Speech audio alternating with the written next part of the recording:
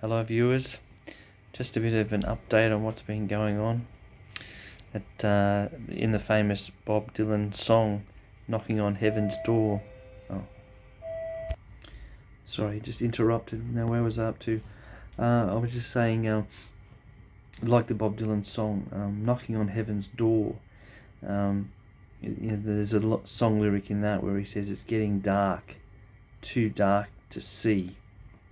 I really feel like sort of in terms of being able to see visions or have dreams about what's going to take place in the near future, it's getting very dark. It's getting very hard to see that unless... Oh. Okay, so many interruptions. But anyhow, like I was saying, it's getting very dark, I think, prophetically. There's a lot of people out there that are making some really fantastic prophecies about what's going to happen in the near future, and it's not looking very good.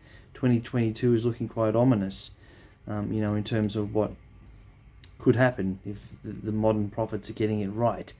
And, there's a fair chance they are, because if you look scientifically, at a lot of things that are threats to the world, there's a lot of scientific threats that are unfolding at the moment. Issues relating to climate change, earthquakes, potential volcanic activity, threats from asteroids, solar flares.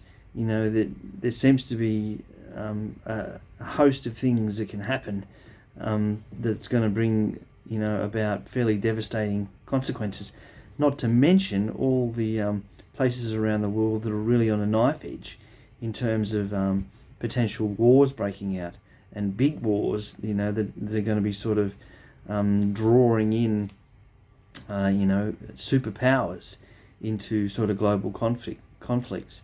The Ukraine Russia standoff at the moment, that could potentially become disastrous.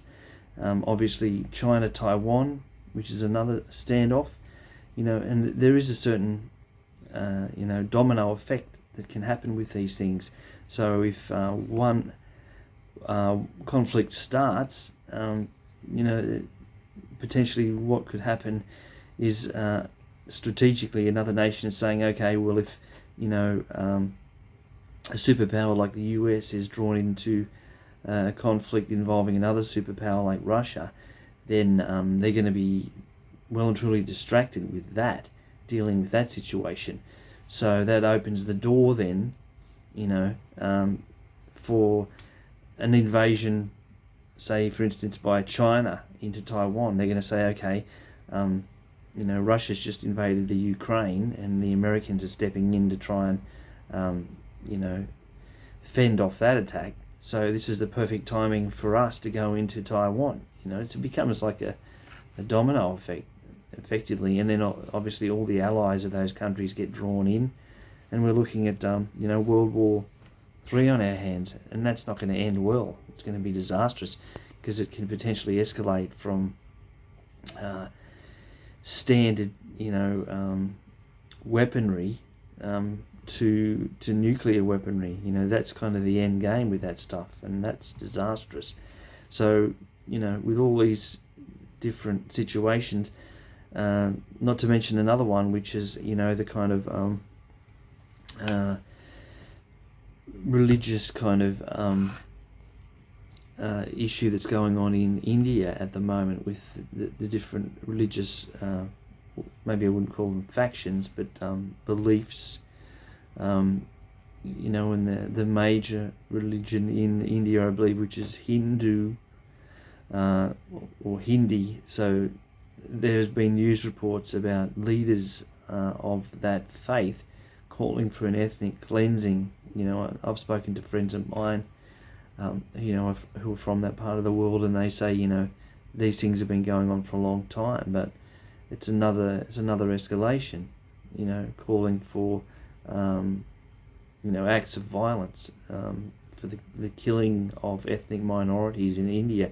So this kind of thing would probably break out as well, in the event of one of these other conflicts starting, then it kind of opens the doorway for, if not armed conflict, one country with another, then potentially internal skirmishes, for whatever reason. So it's just looking like an absolute nightmare, in terms of what potentially could happen in 2022. Whether you're into numerology or not, what sort of credence you place in that, I don't know. But if you look at the numbers of 2022, biblically speaking, the three twos add up to 6, and the number 6, biblically speaking, is a very worldly number, and it also relates to the 666 number, which is mentioned in the Bible as being, the number of the beast, who historically was Caesar, who persecuted the Christians. He historically is regarded as the first beast from the Bible. That it was attributed to the number 666. So, the reincarnation of that figure, or the re-emergence of that Antichrist type figure, is a part of the end time prophecy, and it relates back to that codified number. So it pops up. It's quite surprising. It's one of the things I say about detective work is there's no such thing as coincidence. Well, it's amazing if you look at countless business logos of organisations around the world that are successful. You will time and time again see the number 666 incorporated into the logo. It's a part of the design aspect of it. It's just there. It's there if you open your eyes to see it. It's not an illusion or anything like that. It's definitely there, and it's like a design aspect of it. And there's not just one individual, marketing or design organisation behind all these different corporate logos. So it's not like some sort of grand design that's masterminded by one organisation that does marketing or logo design or whatever you call it. It's something else. It's happening at a different level. So beyond the natural, you've got the supernatural, and at some point you have to start to accept that. Arthur Conan Doyle, who's the author behind the Sherlock Holmes character, coined the phrase that you have to rule out the obvious, and then whatever remains, no matter how unlikely, is the truth. So it's the way of things. If you look at the situation and you say, okay, this 666 number keeps appearing in all these corporate logos around the world, is there some sort of easy, obvious, natural explanation for it? And if you get to the point where you can say no, it's not like a conspiracy of people to put the number 666 in there. It's not, so there's got to be some other explanation. And having ruled out all the natural explanations, whatever remains, supernatural, is the truth. So that's my sort of thought process when it comes to things like that. So moving on from what I was saying about it, it's getting very dark prophetically, and that there's a lot of dark prophecies that the modern day prophets are talking about now, and scientific things and world events, politically with military build up, with COVID, governments failing to cope with that, supply lines for food and resources diminishing. It's looking very bleak, in terms of even countries that are traditionally thought of as fairly prosperous now starting to become like third world countries because of what's going on with this pandemic, as a major contributing factor. So that aspect added on to all these other things that have been happening, the trend of increasing natural disasters, from floods and fires, famines and droughts and things, earthquakes. Biblically, what's happening, is what's been foretold in the Bible, that leading up to the end, the Battle of Armageddon, the return of Christ, and all those type of events, we see an escalation of bad things happening around the world. The Bible talks about it's the analogy of it's like the birth pains of a woman in labour. So as the woman reaches childbirth,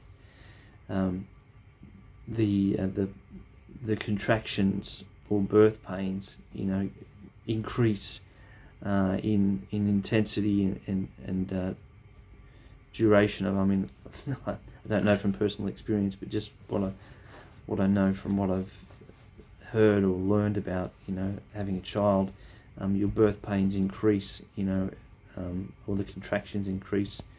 How they're related, I'm not sure, but it's an intensification. Like, it's becoming a shorter time between contractions or birth pains. So the frequency increases, and not only the frequency but the intensity increases.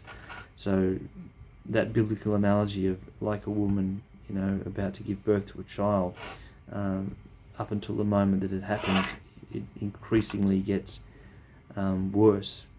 Not only in terms of the frequency of things that are happening, but in terms of the intensity of them.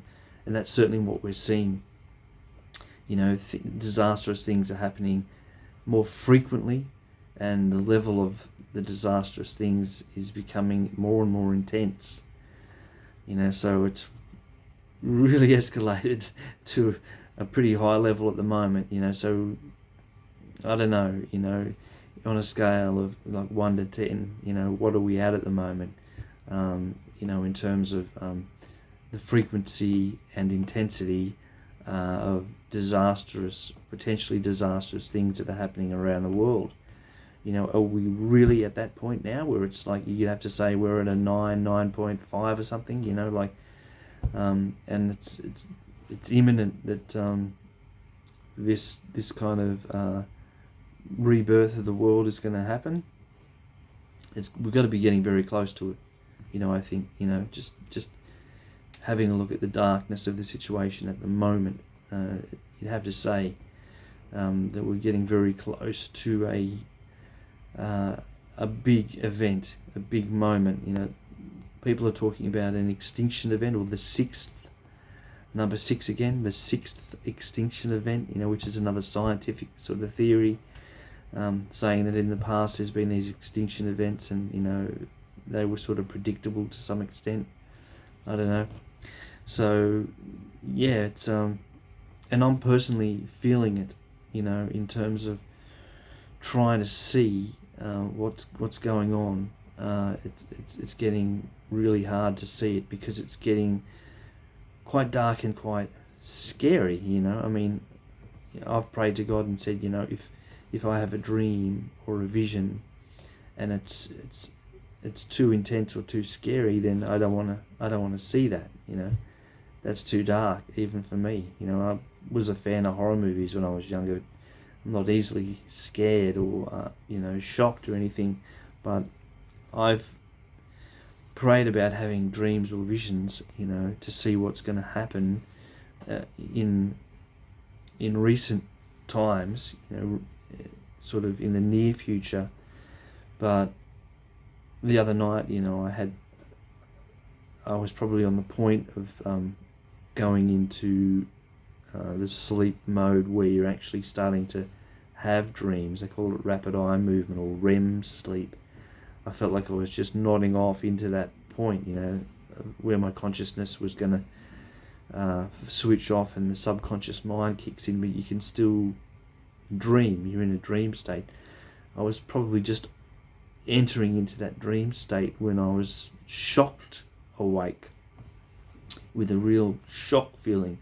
It's like when you have a dream and it's a nightmare type of dream, when you're just, I don't know, you could be on the edge of a cliff or something, and in the dream you suddenly fall off the cliff, when you're falling, and then suddenly the shock of what's going to happen wakes you up.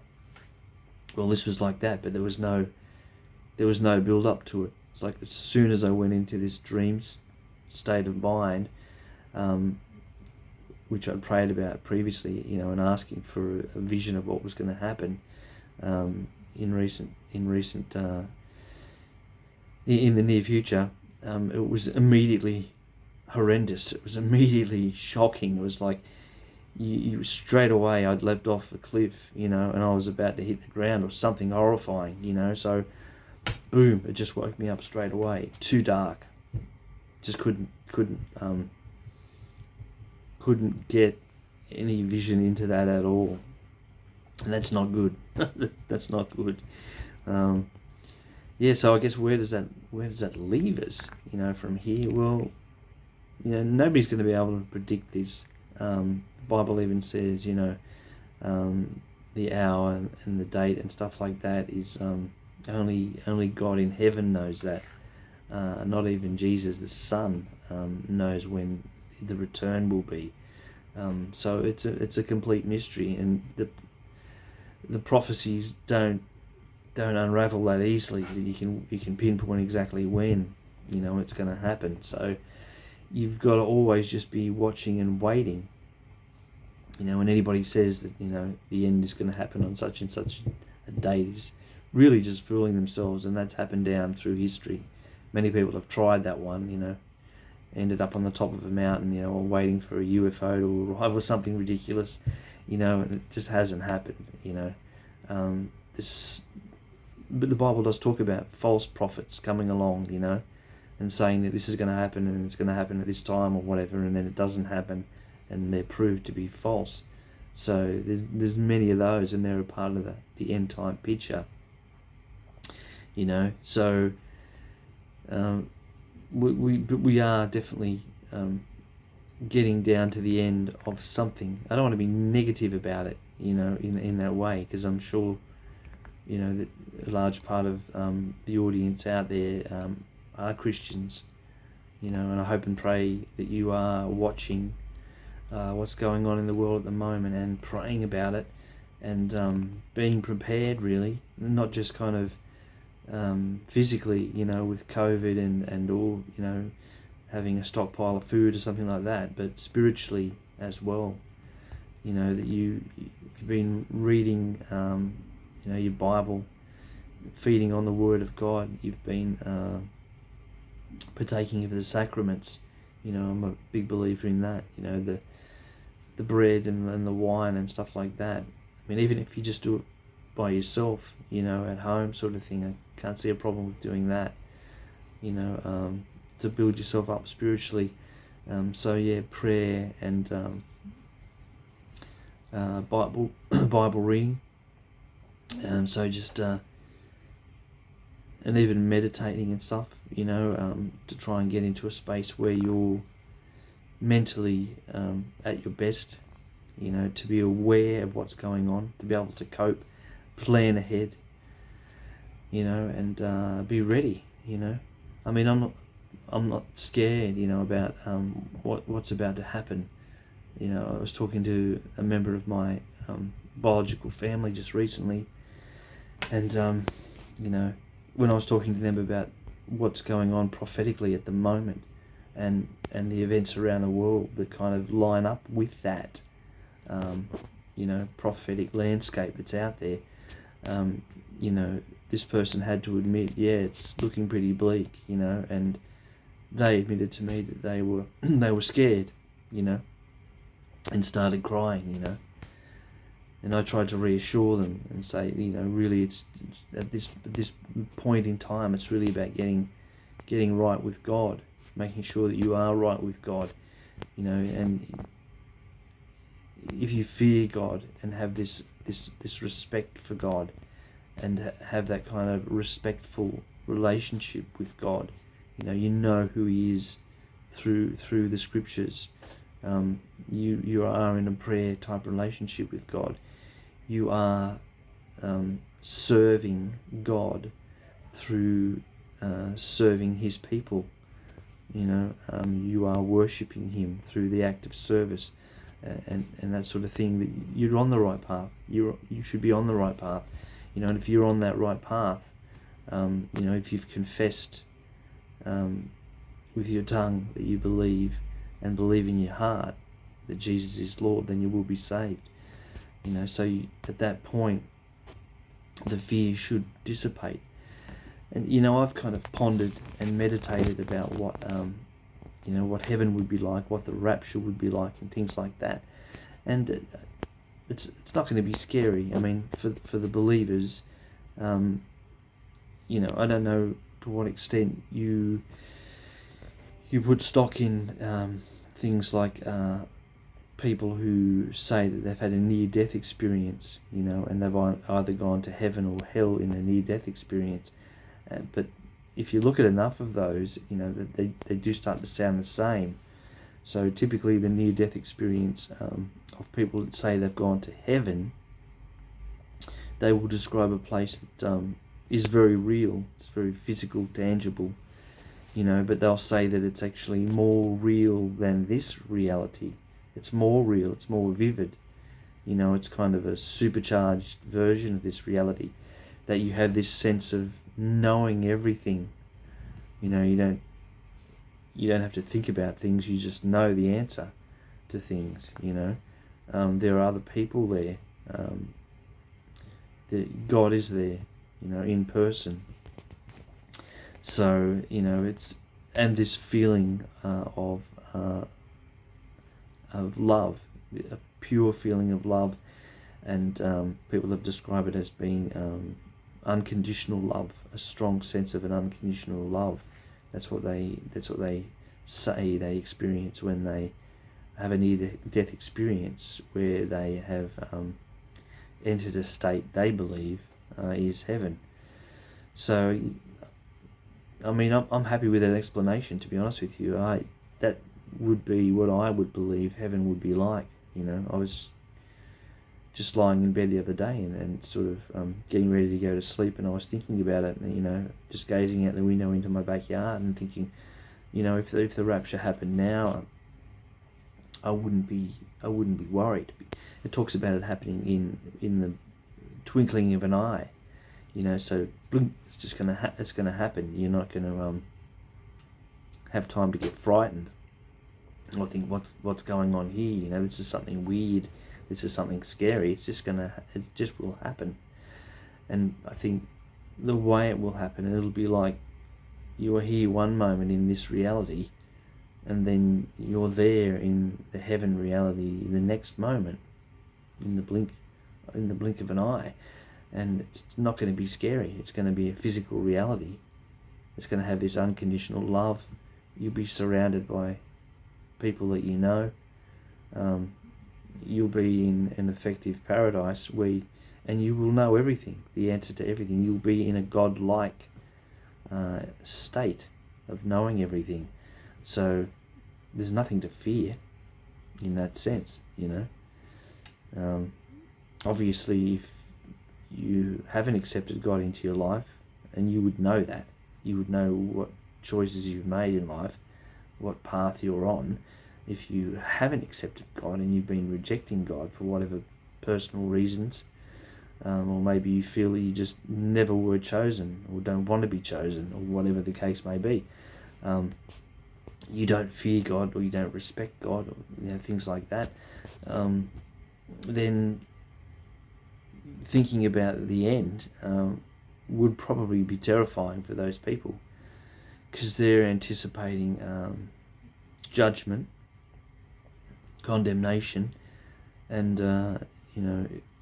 if they believe in anything, then hell, is kind of the end result of that.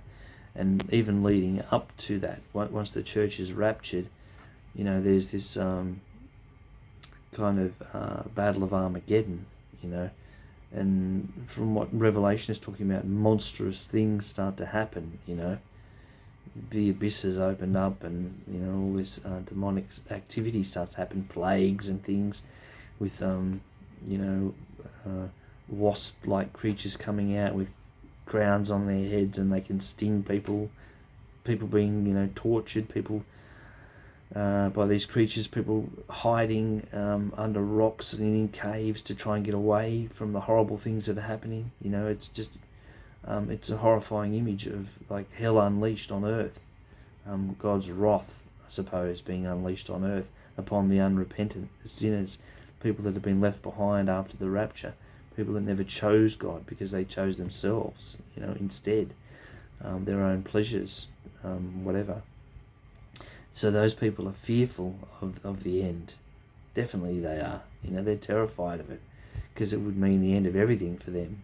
They've put all their energy, they've invested totally in this life. So when it ends, it's over for them, in more ways than one. So that would be a terrifying thought, definitely. So, yeah, but we're not going to know, when it's going to happen.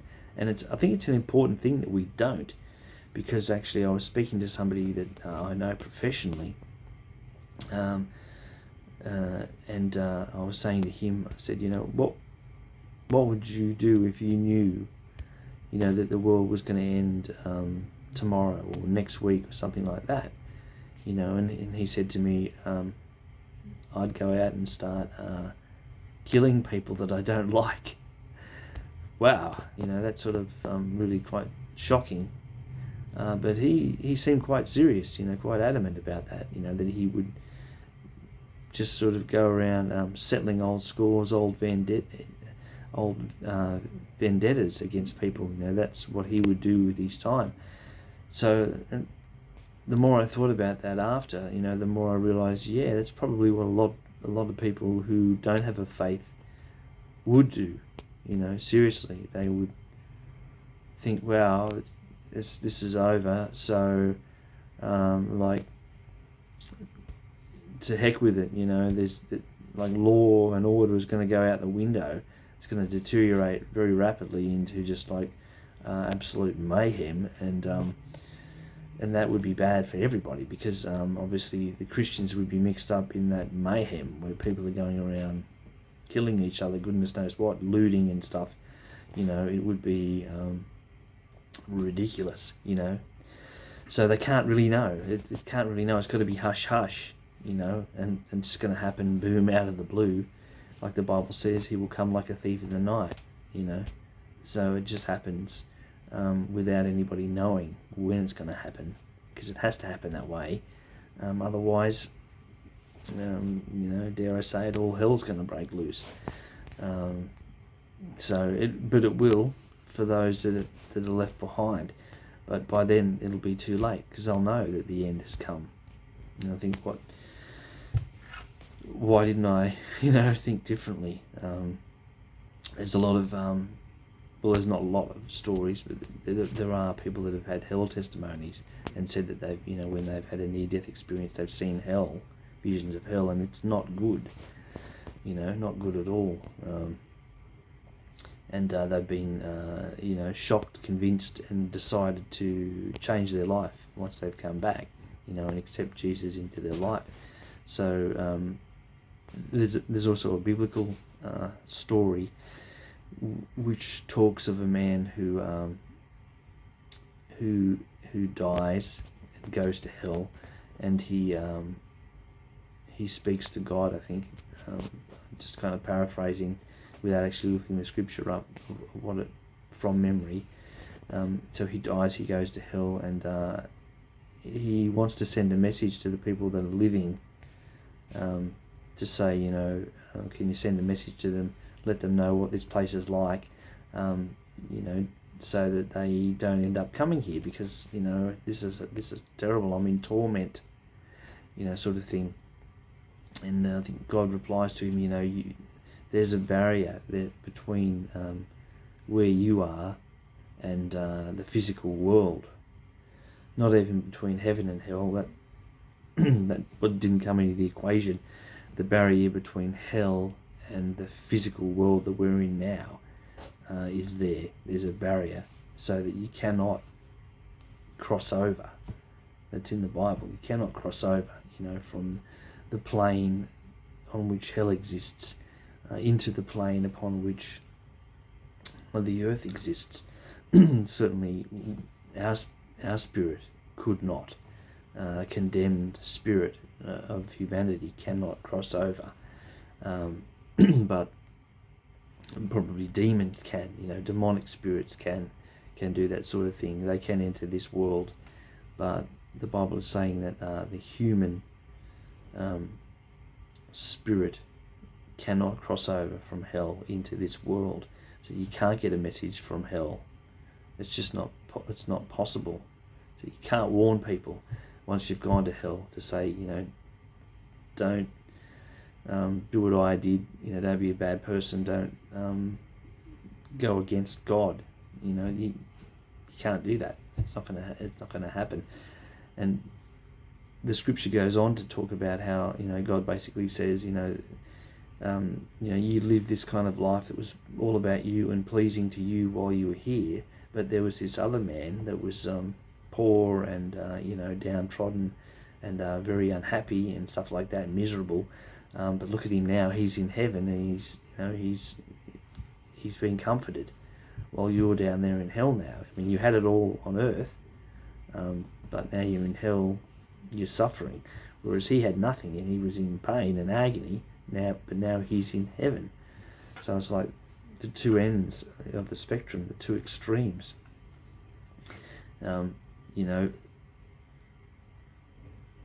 But there's this impassable barrier that you can't get through people, because he says that you were given the prophets, in the Bible, basically, to warn you, like Moses and the prophets, and they all warn the Christians or the Jews or whomever reads the Bible that this will happen. That there's a place called hell, and if you don't follow God, you're going to end up in that place. And all the prophets warn of that. So, and if you didn't believe them, then you wouldn't believe a man who came back from the dead and had been to hell. You wouldn't believe him either. So that's what God's saying. It's too late by that point. You're not going to be convinced by something like that. If you can't believe what's in the Bible, then somebody coming back from hell, it's not going to convince you. So forget that kind of line of reasoning. You've got to make a decision about it now based on the evidence that you have, which is all in the Bible. And it's all around us as well, if you take the time to look. God manifests himself in the creation. To some extent, the devil is apparent in the world as well. It's all there to be seen if you want to open your eyes to it. It's really just about making a decision of the heart more than a decision of the mind. That's what I discovered. Becoming a Christian was a decision of the heart. You either want to love people, love other people, love God, or you don't for some reason. Your heart is against him. You've got to change your heart, first, to be able to love other people, to be able to love God. I think it starts as a process, even just having a pet, like a pet fish or a pet cat or a pet bird or something, and the process of looking after that pet is a loving process. It's kind of growing your heart, the capacity of your heart to love. The more things you can love, the better. I think there was a famous poet or writer that sort of advocated that. Try to love as many things in the world as you can before you die. That's kind of a great thing to do. It's certainly a godly thing to do. So that's what I would encourage you this time. Try to look on the light side. Steer away from looking into the darkness, because there's really nothing to be gained from that. It's getting very dark. There's nothing further to be seen. The end seems to be approaching quite rapidly. So now is the time to make a decision to change and look forward to heaven that awaits. God bless.